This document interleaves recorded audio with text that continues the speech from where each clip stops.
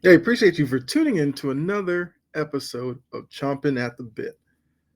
So, I did not get to do an episode for games 2 and 3 in the series. I apologize for that. But back after game 4, where the Knicks have put the Celtics on the brink of elimination after the 121-113 win in game 4, a game where we saw Tatum have his best game in the series.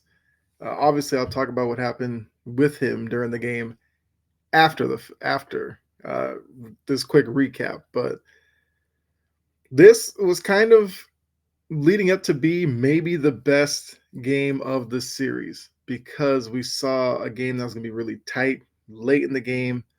Brunson's doing his thing, Tatum's doing his thing. So you're getting both number ones going back and forth. Brunson finished the game with 39. Tatum had 42. So, Madison Square Garden was being treated to an absolute show. But, like I said, Tatum unfortunately didn't finish the game. Like I said, talk about that in a little bit. So, looking at it from the Celtics point of view, we got a good game from Derek White. Derek White early on carried a lot of the load for the Celtics offensively, knocking down open 3-pointers. And yeah, he had a good start. Jaylen Brown added 20 as well, but Jaylen Brown also had 5 personal fouls. So his impact could have been a little bit more, but foul trouble obviously was a problem for him. I think, once again, you're going to look at this game and go Holiday and Porzingis and Horford as well. Probably could have done a little bit more. I think it's more so, especially Holiday and Porzingis. Although with Porzingis, I keep telling myself I have to give him a pass because of this illness that he's still dealing with on a day-to-day basis. Which, quick aside, some of the reckless talk on social media about what he's dealing with, I think are just what I said. They're ridiculous and they need to stop. I've seen, people talking about HIV and AIDS and stuff like that. Like, that's nothing to joke about. Especially since I'm pretty sure it's been talked about that supposedly what he has is like long COVID or something like that, which we all know COVID was a respiratory thing. Um, there's things that's talked about. He's gone through um, days where he doesn't feel like he has any energy and stuff like that. So that's probably going to lead to his poor play because I feel like a lot of the shots he's been taking, he's been front rooming them.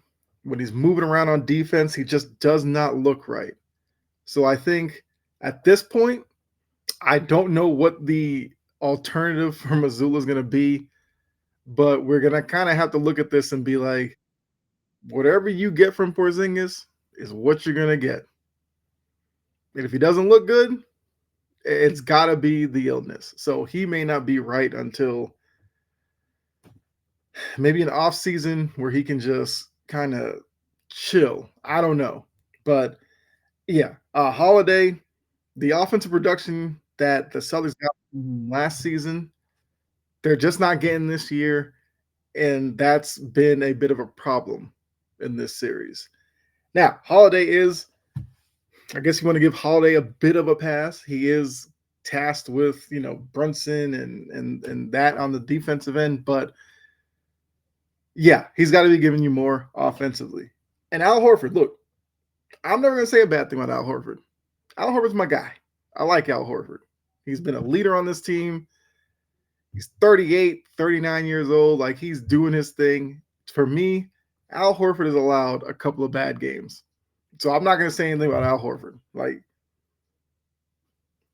Al Horford's my guy. So, yeah. And like I said, for the Knicks, you got 39 from Brunson, 23 from Mikal Bridges, 23 from Karl-Anthony Towns. Anunoby had 20. So they got the depth scoring that the Celtics usually get.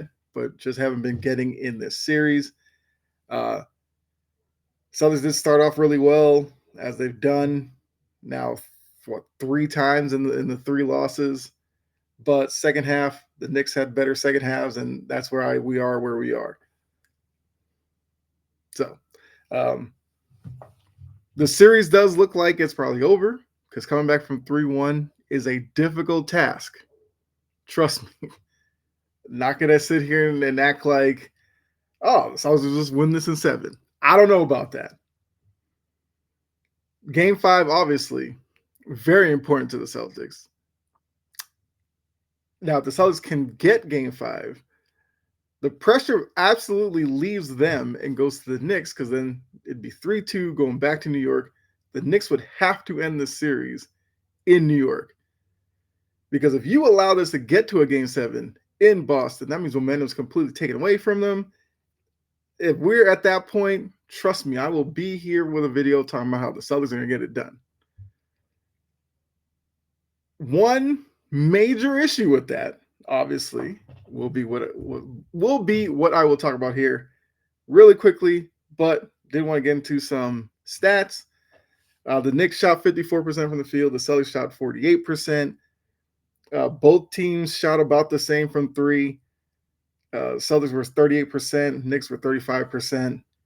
Free throws, even though Richard Jefferson kept talking about the Knicks not getting a good whistle, there was a lot that wasn't called all night. So whenever there was something called and Richard Jefferson kept bringing that point up, I kept wanting to say, like,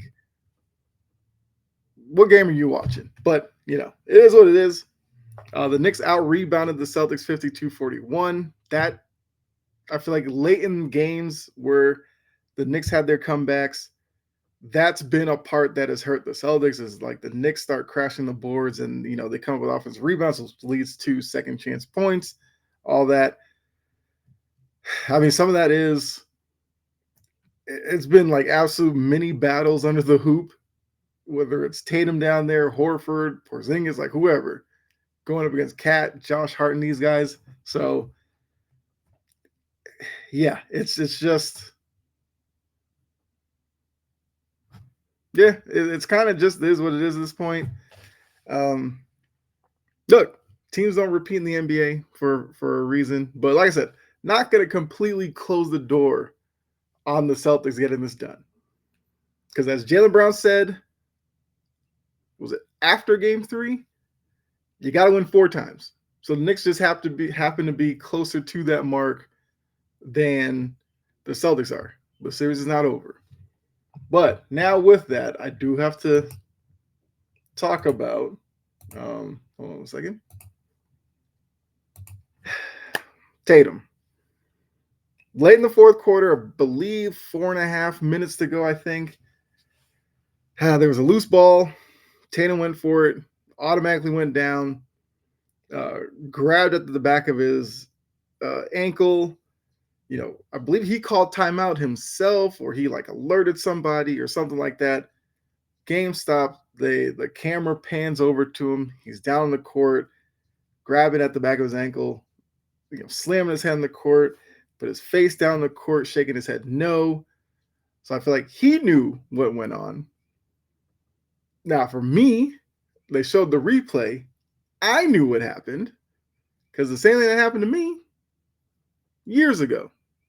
That moment where you're kind of stationary, you go to push off, going after a loose ball, which is what Tatum was planning to do.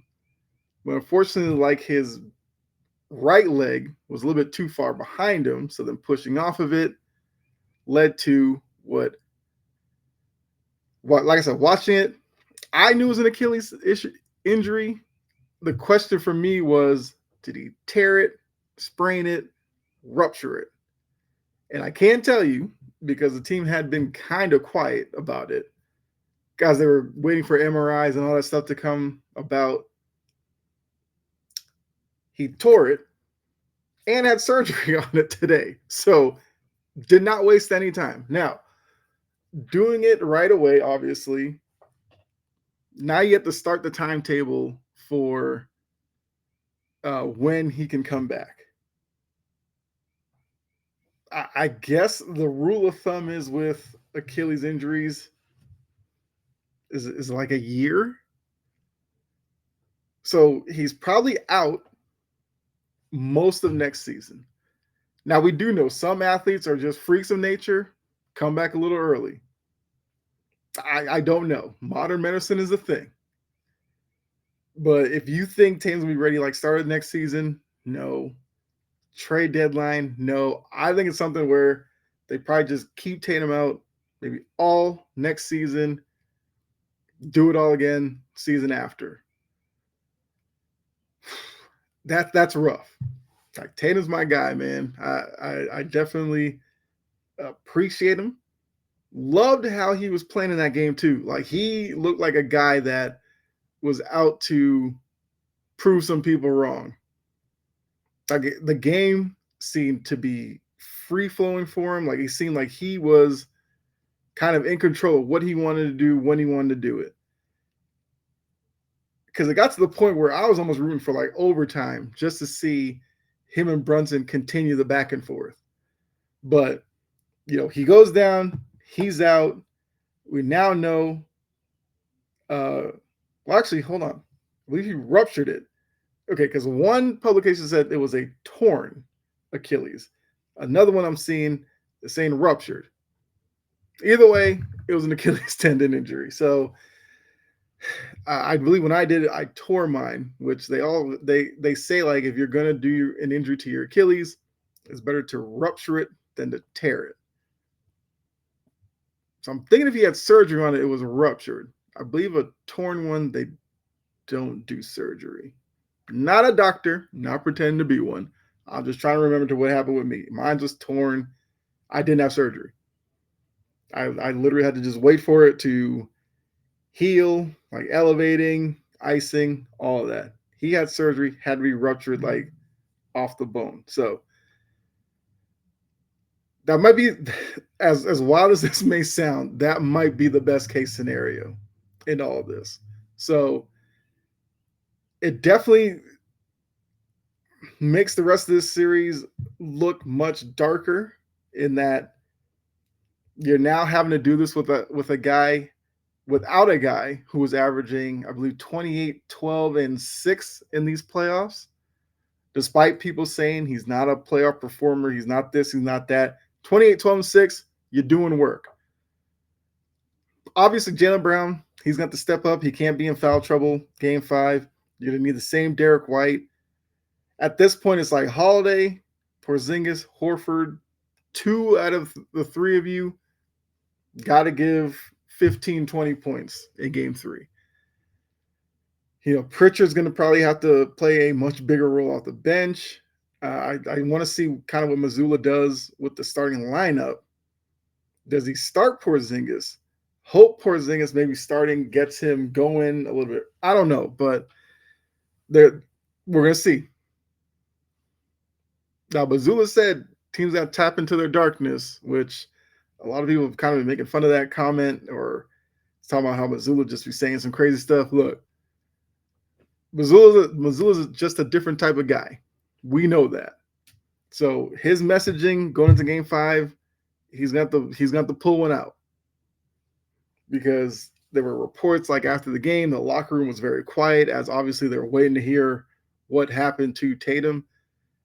Maybe today after sleeping on it, like they can sit there, rally behind this injury, pull together, get game 5, worry about game 6 later, taking it one game at a time because they kind of have to. They're on the brink of elimination. So, yeah, once again, all that to say, Knicks win game 4, 121-113. They're now a game away from moving on to the conference finals. Celtics have a lot of work to do. Can they get it done? Obviously, there's a chance. We'll see. So, speedy recovery, Jayson Tatum. Sucks to see you go down like that, but it unfortunately happens. And once again, the people online talking about Why did it happen to Tatum when Porzingis is out there? Look, can we stop this as fans, like wishing injury or something on somebody? What happened to Tatum sucks. Leave it at that. Don't add in the fact like, why couldn't it happen to player X? Like, no, stop doing that, please. And like I said, the reckless talk about Porzingis, like I said, I don't know if they've actually locked down what it is, but I've been hearing it's like, I'm not hearing, but I've been reading like team officials have said it seems like it's a form of long COVID. So it's not HIV, not AIDS, anything like that. Like, talking about this man, like, it's just reckless. That's all I'm gonna say. I'm not gonna go any further into it, but yeah. So that's all I got for you. Appreciate you tuning in. I would obviously love to hear from you. As I have been kind of putting these up on TikTok, I've been appreciating the conversations under the episodes over there. So if you check out the profile, you want to follow me over on TikTok to join those conversations. Would love to hear from you. Uh, there's a Discord link in the description as well. Join that. More sports talk as well with me. Like I said, I'm chatting in there during games. If I'm not doing a watch along, I find it's kind of hard for me to do watch alongs of Celtics games because I get too wrapped up into it. But yeah, my plan might just be to do some watch alongs on the channel of other games where I can be more focused in on interacting. When I'm watching Celtics, I'm like locked into what's going on, and I kind of forget about it. So thanks again for tuning in. Appreciate all of you. Be safe. God bless. And I will see you the next episode. Make sure to check me out. Wire to Wire Sports Network, on the ball, Tuesday night. Next time you see me live. So appreciate you. I'm out of here. All right. Bye.